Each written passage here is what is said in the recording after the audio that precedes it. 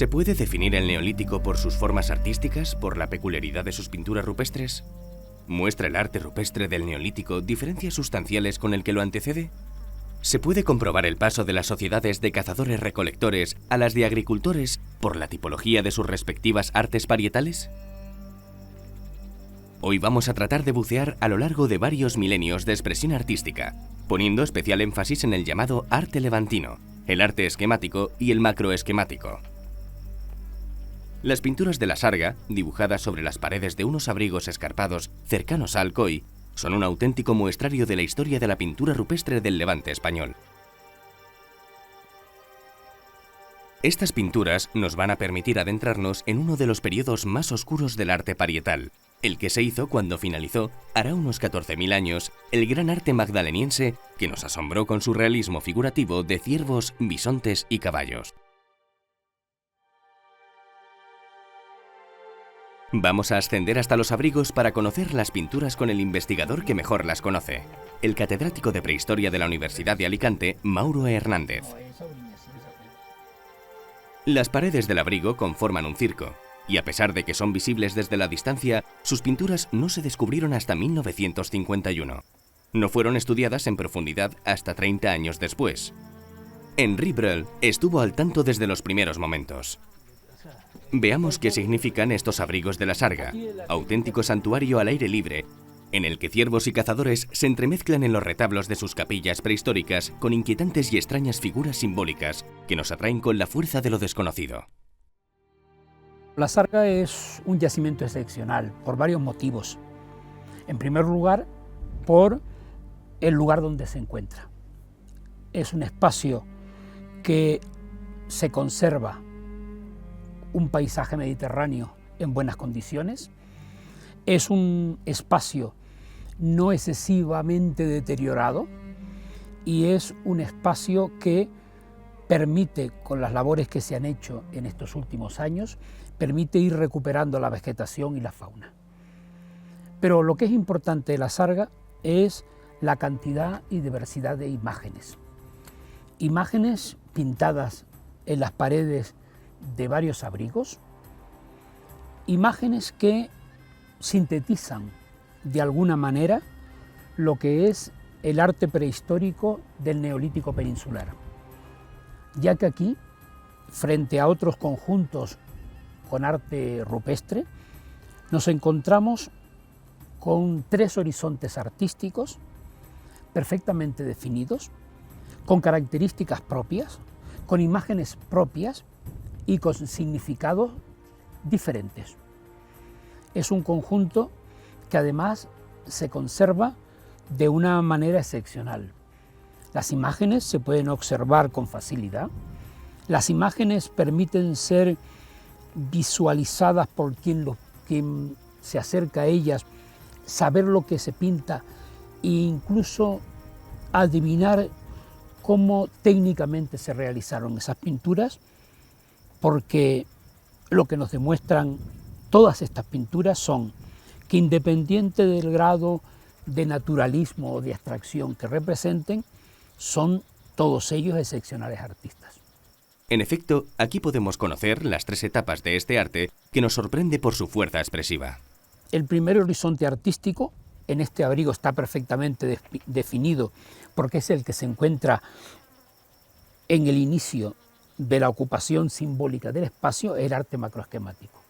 Un arte que está perfectamente situado en el tiempo y en el espacio, un arte que se sitúa en los primeros o con los primeros agricultores y ganaderos antes de Cristo en nuestras tierras, que además es un arte que por las dataciones absolutas nos permiten situarlo en torno al 6500. Luego tenemos otro horizonte artístico que en el caso del abrigo 1 está superpuesto al arte macroesquemático y es incuestionable que esos ciervos naturalistas del arte levantino están perfectamente marcados, perfectamente ubicados, no tapando las imágenes anteriores, es decir, no hay una herejía, no hay una ruptura, se respeta, se respeta y se intenta de alguna manera enlazar.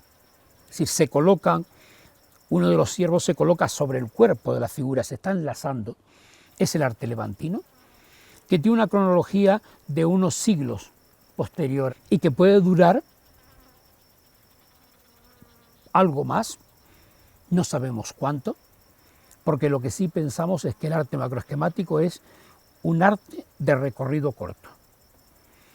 Y luego tenemos un tercer horizonte, que es el arte esquemático, que es un arte que aquí está representado por unas cuantas figuras, todas ellas excepcionales, pero que repiten de alguna manera los temas de ese momento, figuras humanas, un cáprido, unos ramiformes, y que es un horizonte artístico que aquí recuerda técnicamente mucho a las imágenes macroesquemáticas.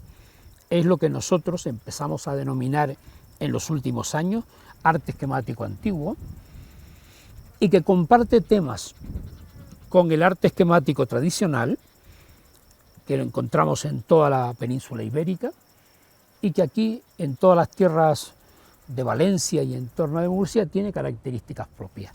La cronología de las pinturas se ha podido determinar por la coincidencia de motivos decorativos con la antiquísima cerámica cardial encontrada en la zona, perfectamente datada sobre los 6500 años antes de Cristo. Nos llama la atención la personalidad y fuerza expresiva de los llamados orantes.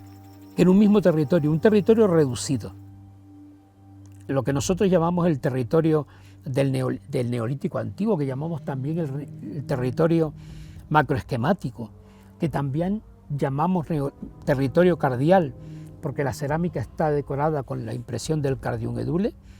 Tenemos imágenes de todos los horizontes artísticos neolíticos de la zona.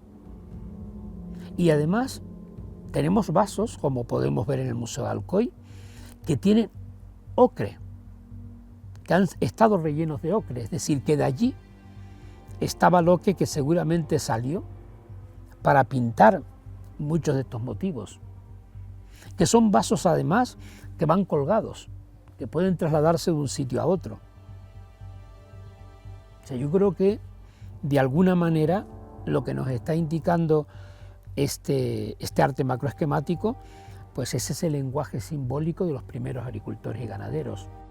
Los distintos paneles se encuentran distribuidos y ordenados bajo una lógica estética y simbólica, que apunta a que la sarga fue un lugar de encuentro.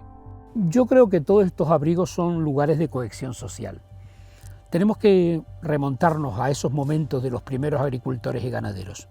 Son gentes que viven dispersas en agrupaciones de algunas familias en territorios distantes de estos lugares de arte rupestre. Son lugares con nichos ecológicos diferentes, donde se van explotando cada uno de estos grupos el propio territorio. Necesitan, de alguna manera, lugares de cohesión social. Y yo creo que estos espacios desempeñarían ese... Fiesta, solsticio, mercado... Exacto, intercambio de enlaces matrimoniales. Es decir, yo creo que, yo siempre, muchas veces cuento en clase que para mí estos lugares son como las romerías en nuestras ermitas. Yo creo que estamos ante un lugar donde se fueron plasmando imágenes para dar un contenido simbólico que hoy nosotros empezamos a plantearnos algunas soluciones a los problemas. El arte macroesquemático, por ejemplo, con la presencia de esas figuras humanas levantando las manos hacia el cielo con los dedos indicados, como esta figura de un... Esos orantes, lo que llamáis orantes. Orantes. Parece que están implorando al cielo. Implorando al cielo o dando la bienvenida al que viene. Y además, si observamos que muchas de estas imágenes tienen en la parte superior un motivo ovalado que parece una vulva, tiene ese contenido simbólico que se puede ver en ese vaso de la Sarga, que está en el Museo de Alcoy, que tiene la impresión del nátiz de la concha entre las piernas y que claramente nos está indicando que es una mujer. En los paneles del arte levantino, además de las tradicionales escenas de caza de ciervos y cabras, destaca un posible vareo de árboles y dos niños arrodillados y atentos a las explicaciones del que parece ser su maestro. Nunca nos cansamos de admirar la delicadeza y maestría con la que están realizadas estas pinturas. Los hombres del Neolítico levantino quisieron dejar una muestra completa de su forma de entender el arte, expresado soberbiamente en su gran santuario natural.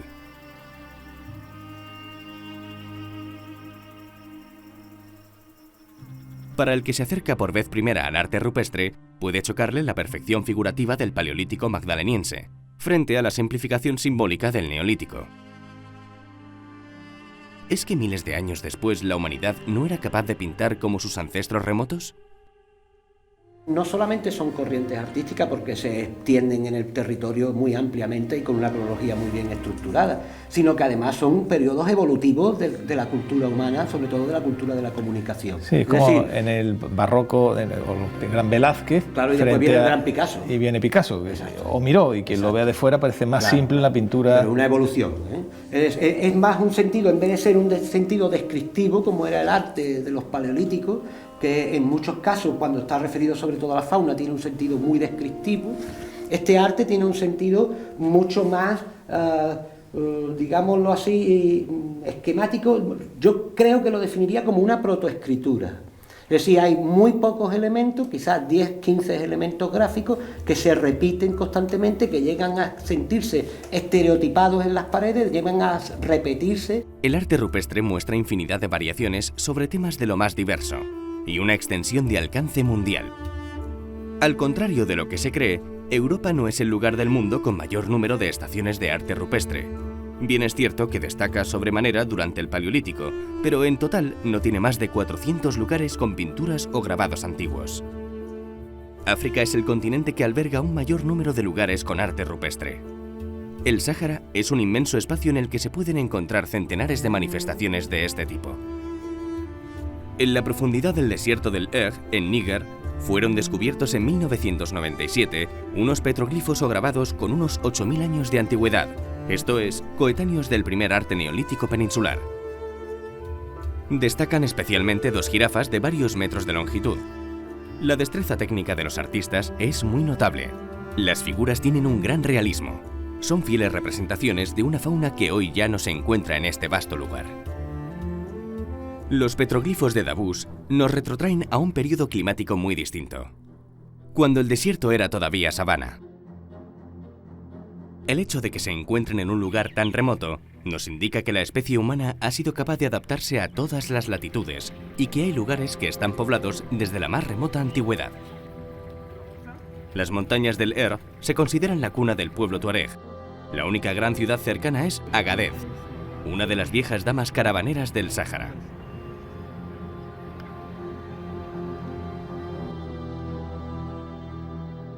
El Eg es fronterizo al mítico desierto del Teneré.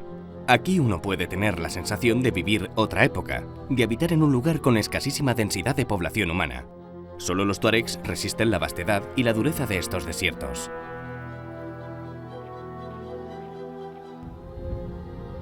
Alcanzamos los grabados de Davos justo en el momento del ocaso. El lugar, ya de por sí mágico, nos ofreció un momento extraordinario, con el sol y la luna enfrentados sobre la mole pétrea plagada de grabados. Resulta emocionante imaginar que los creadores de Davos plasmaban su arte mientras otros pintores en la costa mediterránea de la península ibérica hacían lo mismo.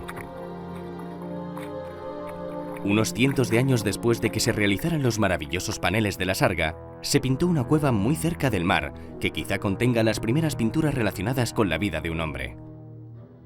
La Cueva de la Victoria en Málaga se formó bajo el mar hace miles de años. Fuertes movimientos tectónicos la llevaron al lugar que ocupa actualmente. Esta colina es un complejo de galerías y pasadizos que muestra la ocupación por parte del ser humano desde el Paleolítico. Es importante destacar esto, porque el arte rupestre del Mediterráneo se asocia habitualmente con fechas más recientes, pero no hay que pasar por alto que aquí ya existen manifestaciones artísticas desde el comienzo del fenómeno plástico. En la Cueva de la Victoria pueden verse algunas pinturas antiguas y diversas temáticas. Hay manos en negativo y grabados de animales como el cormorán.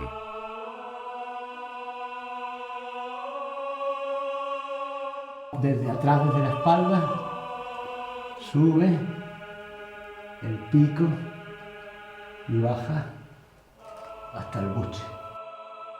Pero es la pintura esquemática, de hace unos 7000 años, la que tiene una mayor carga simbólica, porque puede resultar uno de los primeros ejemplos de decoración de un lugar de enterramiento.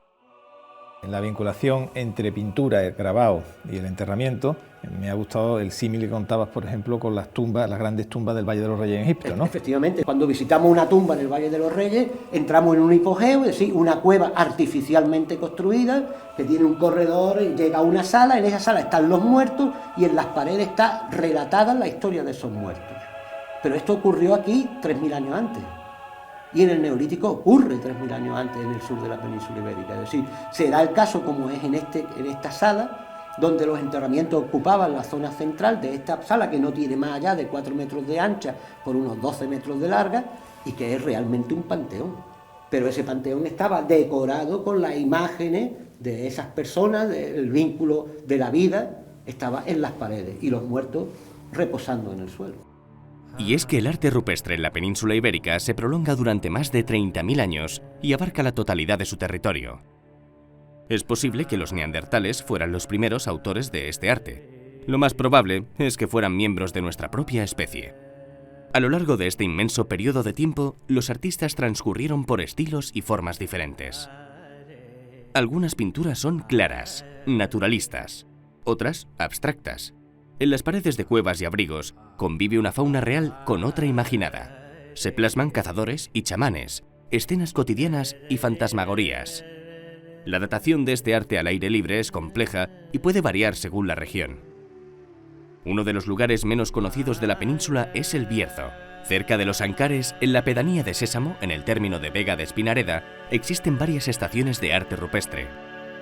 En este verdadero paraíso natural, los seres humanos decoraron estas paredes verticales con multitud de pinturas. El problema del arte esquemático es que se llama mal, porque arte esquemático hay en el Paleolítico Superior, pero nadie dice que es arte esquemático, sino que figura. Pero lo que más llama la atención en el Paleolítico Superior son las figuras naturalistas.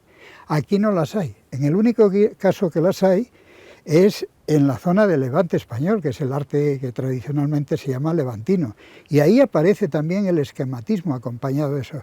Y precisamente lo que va a triunfar posteriormente es el esquematismo puro, y desaparece el naturalismo. Es a él lo único que sabemos, pero esquemático ha habido siempre. Algunos de estos motivos son similares a los del arte del Mediterráneo y del sur peninsulares. Lo que sí parece muy circunscrito al ámbito levantino es el llamado arte macroesquemático. En la Sarga podemos encontrar, a veces en paneles independientes y en otros bajo pinturas de estilo levantino que fueron respetadas, este tipo de arte macroesquemático. Con casi 9000 años de antigüedad, el arte macroesquemático supone un enorme salto plástico, una auténtica ruptura con el arte paleolítico que lo precede. Yo creo que está ligado a cultos de raigambre mediterránea relacionados con la agricultura, donde esos mitos mediterráneos de la mujer, del toro, la figura disfrazada de hombre toro, que aparece en Anatolia, que aparece en el Mediterráneo central, siempre está ligado a ello. Los propios orantes están ligados a ese mundo. Las propias imágenes, si son vulvas como pensamos, algunos de los motivos, están ligados a la fertilidad de la tierra, porque hay que entenderlo que estamos en un territorio que, a pesar de la imagen que a veces se vende de prosperidad de la tierra, de la fertilidad, si en esta tierra no llueve, prácticamente no hay cosechas, no hay fertilidad de las tierras. Entonces prácticamente esa necesidad de vivificar la propia tierra con rituales está perfectamente definido. Y si nosotros vamos, por ejemplo, a un yacimiento clásico como es el Pla de Petracos, ve cómo es un retablo. Están las imágenes perfectamente colocadas y situadas en los propios espacios. El arte macroesquemático solo se localiza en una reducida zona montañosa del norte de la provincia de Alicante, y sus tres principales yacimientos son la Sarga de Alcoi, el Pla de Petracos de Castel de Castells y el Barranc de l'Infer.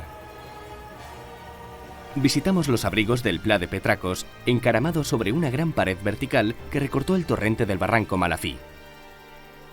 Estas figuras representan a orantes atormentados o esperanzados, quién sabe, que extienden sus plegarias con los brazos levantados hacia el cielo. El arte en los abrigos rocosos se extiende por toda la península.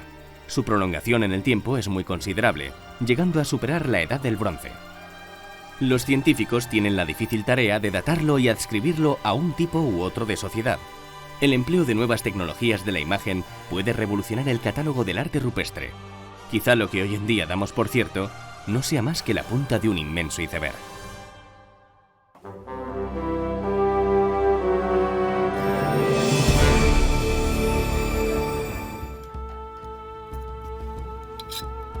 Cuando en una excavación arqueológica se pretende obtener material genético, hay que extremar las precauciones para no contaminar las muestras.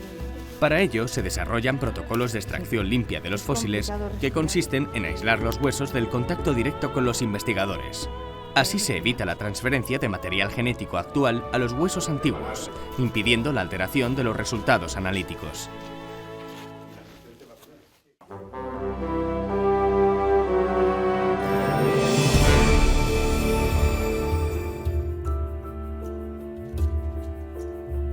El hombre que descubrió estas piezas en las entrañas de la Tierra protagonizó una de las historias de los pioneros de la arqueología más dramáticas y a la vez heroicas de las que tenemos constancia.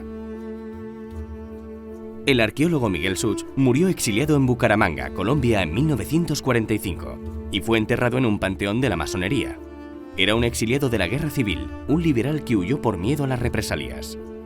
Él tenía una hernia inguinal, y estando a 3 días de camino de la ciudad de Bucaramanga se estranguló la hernia.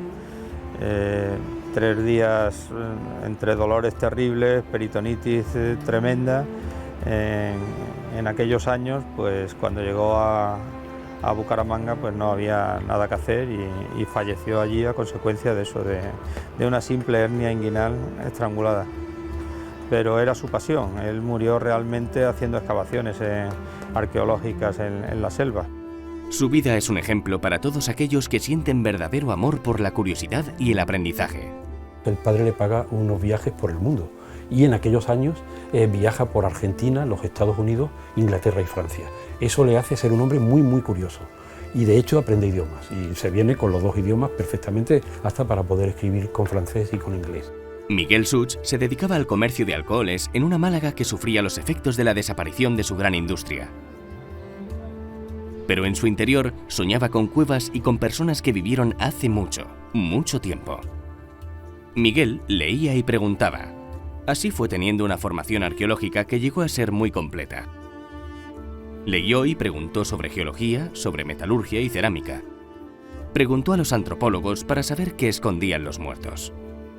Dedicaba los domingos a la exploración y durante una de sus aventuras tuvo la suerte de descubrir un yacimiento que actualmente está desaparecido, el Hoyo de la Mina. La cueva de Hoyo de la Mina y esta monografía es de las más importantes de la prehistoria de España. De hecho, en la documentación que tiene la familia Such hay multitud de prehistoriadores clásicos de la prehistoria española hasta los años 50 y 60 que le piden ejemplares del libro de Hoyo de la Mina, que claro, después de la guerra quedó pues unas cajas que se quedó la familia. Es decir, fue un libro clave que entró en los manuales de la prehistoria española, que Almagro lo citó mucho, Santa Olalla, Jordá, Fortea, una obra clave porque era un yacimiento muy atípico pero muy interesante. El abate Braille, pues le proporciona relaciones con otros científicos, ¿no?, de la época, ¿no?, y Obermayer, por ejemplo, y bueno, pues otros científicos, ¿no?, de Europa, ¿no?, y a partir de sus primeros análisis y estudios, ¿no?, que realiza su publicación, ¿no?, en lo que es el avance del estudio de la caverna del Hoyo de la Mina,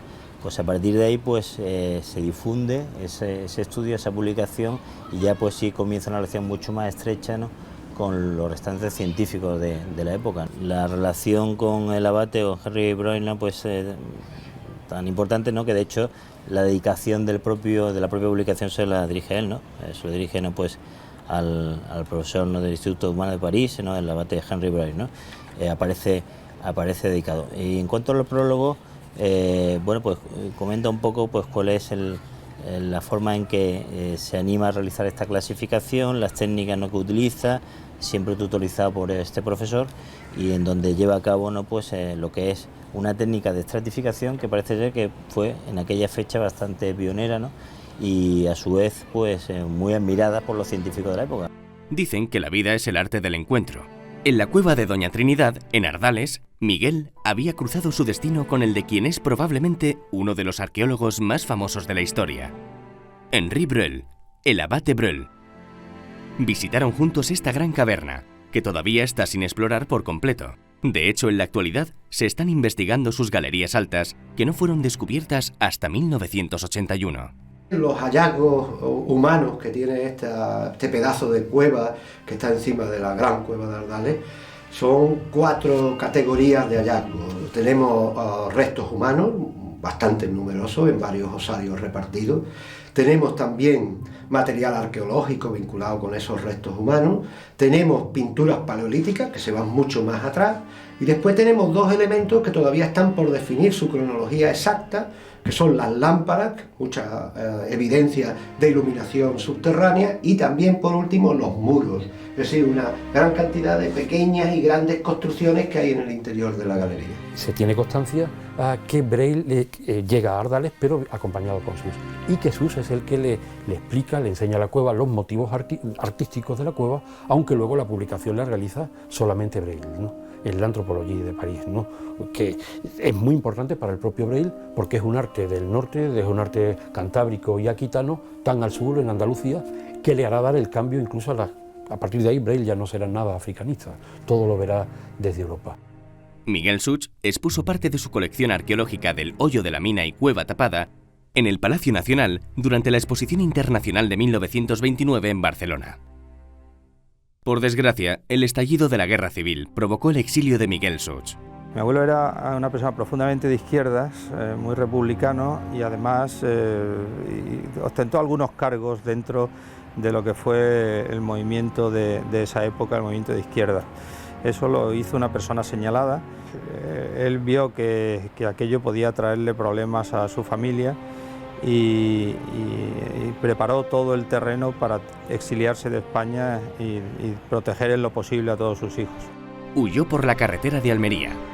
Pasaría por aquí, por el lugar en el que tanto investigó, el Hoyo de la Mina. Una despedida más dura aún si cabe. Gracias a las cartas que Henry Braille envió a su familia, podemos conocer las penalidades de Miguel Such durante su huida. Ya en París, Miguel Such pudo contactar con el abate Braille, quien hizo todo lo posible para que pudiera emigrar a Colombia.